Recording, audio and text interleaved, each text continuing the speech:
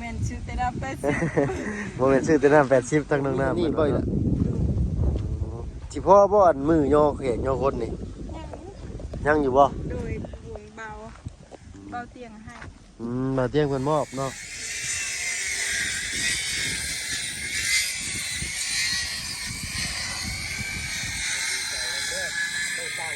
มาแล้วพี่น้องเนาะ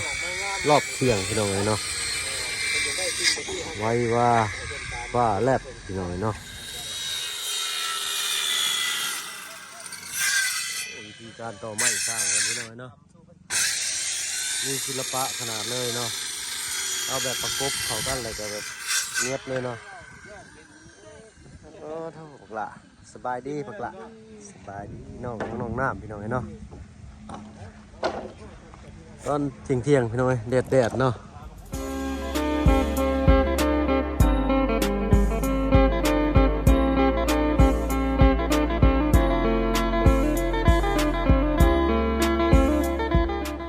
ติดตามชมภาพบรรยากาศตอนเที่ยง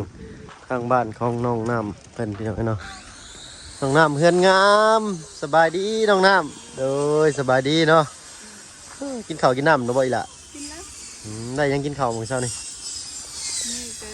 ทอดไข่กับปลาติดคุกโดย เนาะปลาติดคุกปลาลุงเพิ่นว่าพี่น้อยเนาะน่ะได้เพิ่มมันก็หวานอีกแล้วพี่น้อยเนาะเพิ่มพลังลุงจันทร์ซื้อเขามาฝากเพิ่นเมื่อกี้นี่พี่น้อยเนาะยังลมคือเก่าพี่น้องเอ้ยมื้อนี้เนาะเมื่อกี้นี่เขามากับทางปลาลุงเพิ่นว่าไอ้น้องน้ำเอาปลาติดคุกกับมาม่าพัดใส่กันแห้งๆเพิ่นว่าแซ่บคือกันเนาะพี่น้องเคยเฮ็ดอยู่บ่บ่เคยเนาะถ้าว่างๆเนี่ยมื้อหน้าว่างๆกันทีมงานที่เขามาซ้อนเนาะพี่น้องเลยเนาะก่อนอื่นก็กราบทักทายสบายดีผมเป็นพี่น้องเบิดสุผู้สุคนเนาะที่เขามาหับมาชมคลิปบ่าวพึ่งเคยหล่าเนาะพี่น้องมื้อนี้เขามาทางบ้านน้องน้ำเพิ่นพี่น้องเนาะน้องน้ำเพิ่นงามมื้อนี้พี่น้องเนาะทั้งสร้างเพิ่นก็ไว้จวดจ้าดขนาดเลยมื้อนี้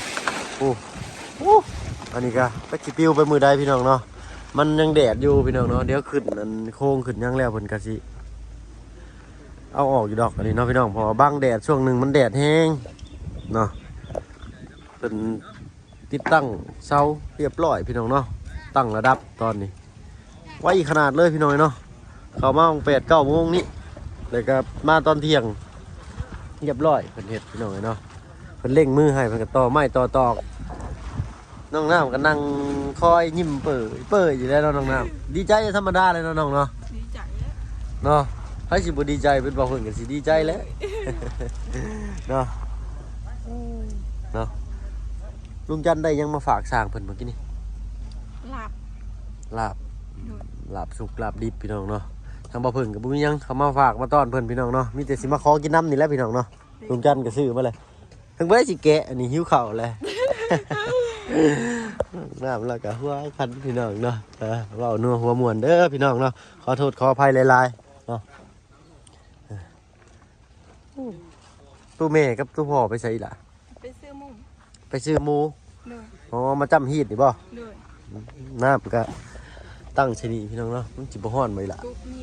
80เด้80ผู้บ่นี่อ๋อจะไปซื้อใช่น้องน้ำที่ไหนไปซื้ออยู่มันดกมั้งโอ้ไปซื้ออยู่บ้านดงพุ่นเนาะแถวนี้บ่มีพี่น้องเนาะซื้อ80,000นี่ก็คือว่ากระตุกนี่เลยซื้อทั้งกระตุกเลยพี่น้องเนาะแม่นซื้อแต่ละ80บ่แม่นซื้อแต่น้ำ80ทั้งน้องน้ำเพิ่นว่าเนาะน้องน้ำเพิ่นก็เริ่มเว้าจาคุยเก่งอยู่เด้พี่น้องเนาะเวลาพวกอ้ายมากะแรกๆนี่เราบ่กล้าเด้พี่น้องเนาะมีแต่โดยบ่ฮู้เราอะเดี๋ยวนี้เราฮู้แล้วพี่น้องเนาะน่าสดใสขึ้นแล้วพี่น้องเนาะดีใจนำครอบครัวของน้องน้ำเพิ่นนำอีกแห่งใจหนึ่งพี่น้องเนาะและก็ขอบคุณขอบใจทางปลาลุงที่เขามาหับมาชมคลิปเนาะเพื่อเป็นกำลังใจสั่งซีซั่นให้มีแรงบันดาลใจได้เฮ็ดคลิปต่อไปพี่น้องเนาะทั้งทีมงานเนาะก็ขอบคุณขอบใจหลายพี่น้องเนาะไปเลยพี่น้องเนาะทีมงานเนาะก็เริ่มหลั่งไหลเข้ามาแล้วเนาะถึงแต่เช้ามื้อนี้ทีมงานยังบ่ได้มีใครเข้ามาบ่ล่ะมีแต่บ่าวเพิ่งกับลุงเนาะโดย ไปย่างไปทางอันเพื่อนเจ้าอีหล่ะไปเนาะเปลี่ยนมุมเนี่ยพี่น้องเนาะไปหลับลมจักบาทหนึ่งก่อนลมเนี่ยเด้อพี่น้องเนาะทางว่าฝึกยังบ่ทันอุปกรณ์ไม่ยังบุครบพี่น้องเนาะขอโทษขออภัยหลายๆแต่เสียงดังผิดพลาดประการใดก็ขอโทษขออภัยน้ำพี่น้ำน้องพี่น้องเนาะโอ้จุดนี่ลมโว้ยพี่น้องเนาะอันนี้ยังใส่ได้ปกติใช่ไหมล่ะใส่โซลาร์เซลล์เพิ่นพี่น้องเนาะต้องเบิ่งเด้ถวยบวงมีสำนี่บ่อยล่ะสิพ่อบ่อันมือย่อแขนย่อคนนี่ยังอยู่บ่โดยบ่วงเบาเตียงให้มาเตียงเพิ่นมอบเนาะโดยถวยเด้ค่ะถวยมีสำนี่ยังอีกโอ้เนาะโอเคกันพอดีแหละที่ได้อันเอามาเตรียมข้าวเตรียมของมื้ออื่นเนาะ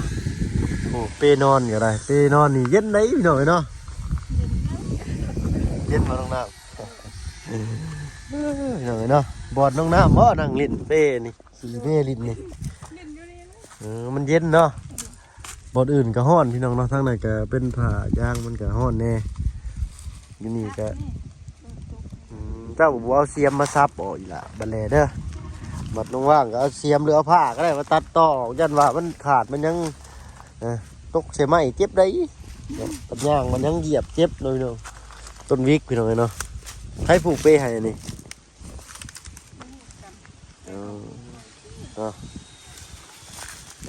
นั่งชม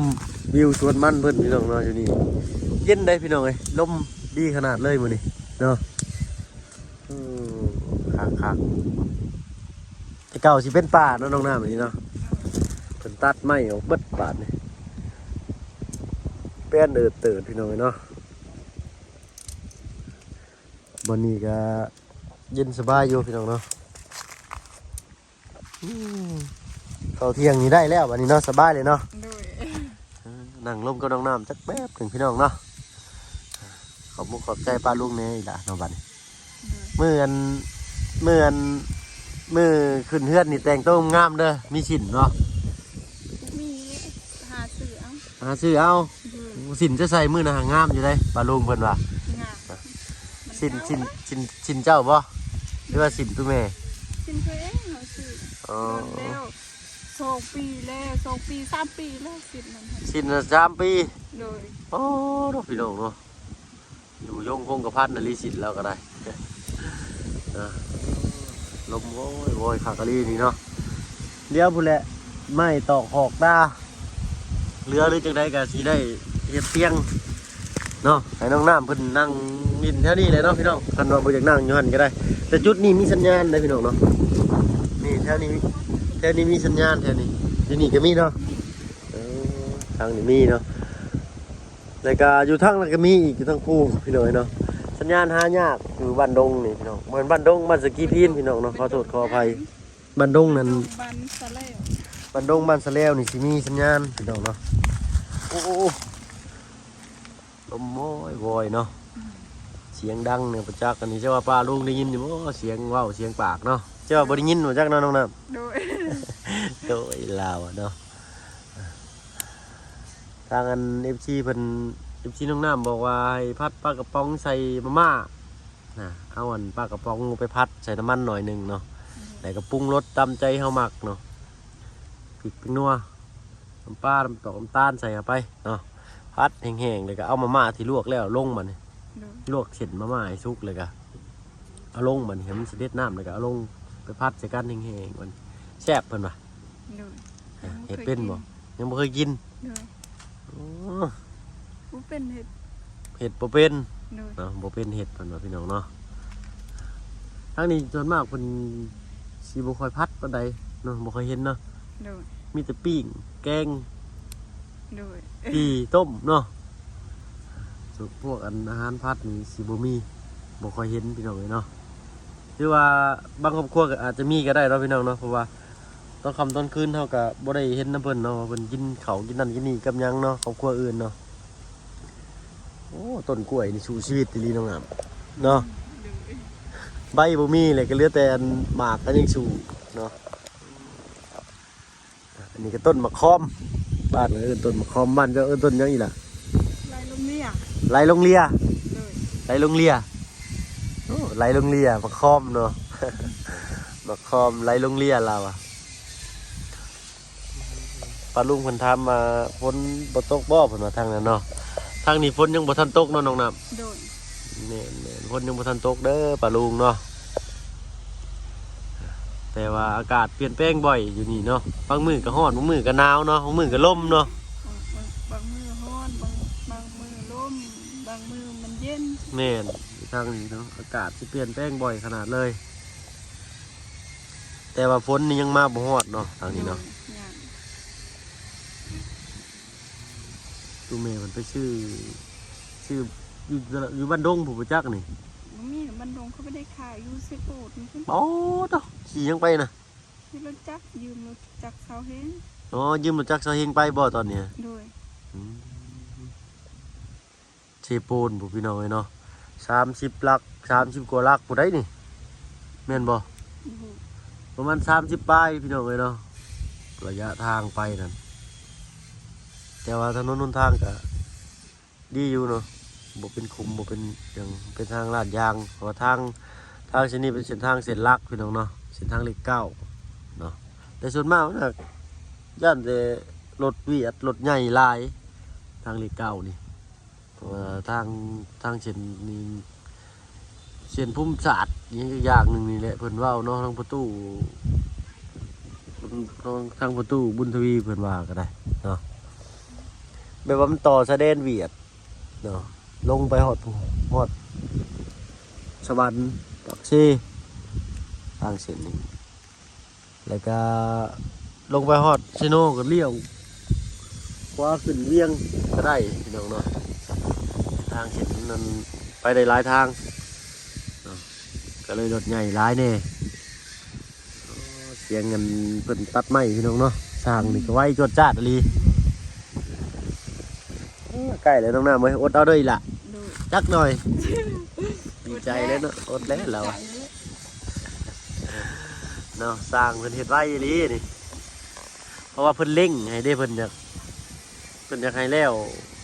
มืออื่นสิอยากยกนะอยากให้แล้วมื้อนี้แต่มืออื่นยกพร้อมยกเลยเนาะ โดย น้องน้ำก็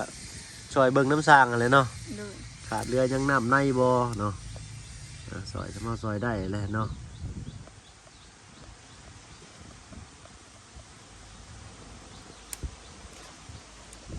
ลมครับปีกันเอาไว้เนาะขันมีเตียงนี่ผู้ที่ขากแล้วเนาะน้องน้ำนี่เนาะ เย็น มันเย็นแต่ว่าสิย่อพี่ก็บ่ได้เพราะว่าไว้ให้สร้างเพิ่นนั่งกินข้าวกินน้ำเนาะ โดย อีกจักหน่อยเจ้าก็สิไปอันเตรียมข้าวเตรียมน้ำให้สร้างเพิ่นพุ่นแล้วซะ โดย จักโมงเลยนี่เนาะฮอดเที่ยงแล้วบ่เนาะ ประมาณ11บอกประมาณนั้น เนาะถามเบิ่งสร้างเพิ่นดูหั่นหิวข้าวเลยบ่ เป็นเขาหิวเขาโบก เนาะคันสร้างหิวสร้างเพิ่นสิบอกเนาะ โดย อ๋อเพิ่นบอกปุ๊บเลยอีหลาก็ไปแต่งข้าวให้เพิ่นเลยเด้อ โดย แต่งข้าวแต่งน้ำให้เพิ่นนั่นหิวเลยบ่จักน่ะเก็บเครื่องมือเลยเพลนง่ายคลายค่ำนะพี่น้องเนาะตอนเพลนหรือว่าตอนเที่ยงนี้ยังบ่ฮ้อนปานใดประมาณบ่ายนี่เนาะป๊อดน้องน้ำหาส้นปลาส้นอันนี้ไปแล้วเราก็ได้เราฮ้อนเนาะ อยู่ไส้ นี่แหละปลานี่แหละนี่ ไปอยู่ไส้ นี่แหละนี่บ่เฮาอยู่นี่บ่แม่นปลาบ่ซะต้นไม้ซื่อเนาะโอ้ห่มไม้ซื่อเนาะเมื่อคืนนี้อันไผอันเสียก่อนในบ้านเจ้านานเมื่อวานคืนวานก่อนนะ คนไทยบ้านนะ เนาะพอเจ้าก็ไปร่วมงานนำเนาะ โดย เพิ่นเอาไปทิ่มอยู่ไสอ่ะ อยู่นั้น อยู่บ่อนชื่อ ไกลกับห้องอาบนะ ใกล้ๆกับโรงงานชื่อมันนี่บ่ โดย อืมในป่าอันทางซ้ายมือนั่นน่ะบ่เนาะ แม่ อืมเพิ่นเฮ็ด กั ให้ นเลยติดกันเลยกับห้องอาบนะ เอาเนาะเห็นอยู่มื้อน่ะเนาะกายมาคนย่างบึ้นมาเนาะในทางมันก็บ่ได้ไกลเด้พี่น้องเนาะเลยครัวไปน้อยเดียวนี่ประมาณ500 เมตรได้อยู่เนาะ300หรือ500นี่แหละ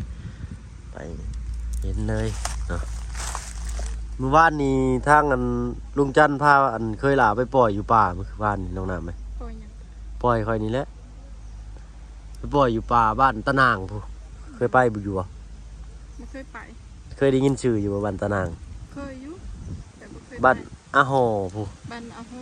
แม่น เคยไปแล้วแต่เดินไปหาขายพวกกู ไปค้าขายผักกูด ดู เพิ่นก็ชื่ออยู่บ่คนทางนั้น ไปหาไปขายอยูเวียดพุ่น โอ้ไปหาผักกูดอยู่พุ่น ดู แล้วไปค้ายอยู่เวียด ดูเป็นมัดมา3 มัด 10,000 3 มัด 10,000มันเวียด 3 มัด 10,000 ดู มัดใหญ่อยู่บ่ซ้ำบ่พี่ ฉัน สำคาดู3 มัด 10,000พี่น้องเอ้ยเนาะมันก็คุ้มแล้วคนซื้ออันนี้เนาะ3 มัด 10,000 คุ้ม สำคายมัดละ5,000พี่น้องสำนักขายมัด 10,000พุ่นแหล้วหายากได้อยู่ทางบ้านบ่ได้ส่วนมากมันสิอยู่ในภูเนาะ มันอยู่แถว ในห้วยในภูในน้ำเนาะ ดู แล้วก็ต้องสะอาดในได้พักมันถึงสิขึ้นเนาะพักโป่งทางนี้พักสะอาดพี่น้อยเนาะว่าตามธรรมชาติเลยเพราะว่าอยู่ภูอยู่เขาอยู่ห้วยห้องบ่เข้าไปในบ้านอันบ้านละตื้อบ่ห้วยละทางไปเห็นแล้ว บ้านสะเดิง บ้านสะดึงเนาะ บ้านสะเดิงบ้านอาโห บ้านอาห้อแล้วก็ บ้านสะโพกบ้านเนี่ย ทางบ่าพึ่งเอิ้นบ่ถูกพี่น้องเนาะฮะบ้านสะดือบ่ บ้านสะเดิง บ้านสะดึงเนาะ บ้านสะเดิงกับบ้านอาโห บ้านสะดึงบ้านอาห้อขึ้นไปหมู่บ้านนี่พี่น้อยเนาะเข้าไปใกล้ๆหนึงแต่เจ้ายังไปบ่ฮอดบ้านตะนางเนาะ อาโห ไปทางเดียวกันนั่นแหละเนาะบ้านตะนางแต่ก็กลับลงมาบ้านนี่กลับต้นขึ้นไปก็ไปแจกถุงยังชีพให้อันแม่ตู้เพิ่นหาปลา ดู ในบ้านสะดึงบ่ บ้านสะเดิง บ้านสะดึงในห้วยสะดึงอะไรเนาะในห้วยบ้านสะดึงแหละเพิ่นหาปลาเพิ่นสอนปลาอยู่น้องน้ำมันเคยไปบ่ไปสอนปลานี่ เคยอยู่ ได้อยู่บ่ล่ะเนาะหายากได้สัมบ่กินเนาะได้ปลายังส่วนมากปลาคอน้อย แต่กุ้งทางนี้ก็ตัวใหญ่เนาะกุ้งอะไร พอใหญ่สามีใหญ่และสามี แม่นสำนิ้วก้อยนี่ได้กุ้งนะครับตัวสำนิ้วก้อยพี่น้องเอ้ยกุ้งธรรมชาติได้บ่เป็นกุ้งเลี้ยงนะชาวบ้านเพิ่นก็หากินตามห้วยห้องนี่แหละพี่น้องทางเทิงเพิ่นก็เนาะทางบ้านสะดึงทางอันบ้านอาหอกับบ้านนั้นบ้านตะนางเนาะไปพ่อแม่เฒ่า20 ปีอีกเมื่อวานนี่ก็ เศร้าปี แม่นประมาณ50-60เลยอายุเพิ่นนะลุงจันทร์ถามว่าอันเป็นตู้เอ้ยเอาอายุเท่าไรเพิ่น20 ปีแล้วอะโอ้แม่นบ่20 ปีลุงจันทร์ว่าโอ้บ่แม่น25ประมาณ25นี่แหละแล้วเด้อโอ้ยแม่นบ่25ลุงจันทร์เพิ่นว่าประมาณ50โอ้ยสิเชื่ออยู่ว่าได้ม่วนพี่น้องเป็นตะแพงชาวบ้านเหมือนกันเนาะ ม่วนกันแบบไปแบบถามแบบเขอไปนั่นอยู่เพื่อนอันนั้นพอตูพอจัง เบิด เรียกมันม่วนได้ เนาะประตูอเลียดเลยแล้วตลกกันประตูอันเขียวไปลินเช้าหันบ่ แม่ ประตูอเลียดเมียเพิ่นชื่อหยังก็ลืมเลย รีก ตะเลียน ดู ผัวชื่ออเลียดเมียชื่อตะเลียนเนาะใกล้ๆเฮือนน้องกัน ละนอน ใกล้ๆเฮือนน้องหลานน้อยเพิ่นพี่น้องเนาะก็ให้น้องหลานน้อยเพิ่นเป็นลาบให้นะครับให้น้องน้ำเพิ่นอาสาไปนำอีกคนหนึงพี่น้องเนาะมื้อนั้นก็บ่าวบุญไปบ่าวบุญสารวัตรไปมอบข้าวสารให้เพิ่นเนาะ แล้วก็ไปตู้ยังก่อที่เพิ่นมีอันบ่เพิ่งเคยมานั่งถามเพิ่นอยู่นี่นะ ปากไหม ป้าจะหันบ่ แม่ เพิ่นอยู่ฝั่งนั่นเพิ่นบ่อยู่เทิงเฮือนนี่นะ เลย อ๋อ ปากค่อยนอนน้ำกัน อ๋อป้าเพิ่นที่นั่งอยู่ในเตียงนี่มื้อเช้านี่แต่ว่า แม่ เออแม่นบ่น้องน้ำบ่แม่นอันป้า18 ปีหั่นนะ แม่ บ่แม่น บ่แม่ ป้า8 ปีเพิ่นเฮือนเพิ่นอยู่ไส จำได้ดาวถาม นี่นั่งเว้ากันอยู่นี่ได้3 คนมีแม่เจ้าแล้วก็มีป้าไม่เท่า แม่น 8ปี ป่านั่นผักพ้น ภาคพุ่นบ่ แม่น เฮือนเพิ่นเป็นได้ไดล่ะ เพื่อนเนาะ แม่น เพื่อนแปลนเพื่อนใหญ่เพื่อนเราไก่กับพวกเพื่อน อ๋อ เราคือว่าเราทุกข์ยากแท้ๆลูกเอ้ยเราอะ ว่าทุกแหละแบบลูกเรากินยามา อ๋อลูกเรากินยาม่า โดย เนาะแล้วก็เลยถูกลำบากใจน้ำเน่เนาะ โดย มันเบิดหยุกเบิดสมัยกินยาม่าจะมึนเลยก็ยังพากันกินอยู่เนาะ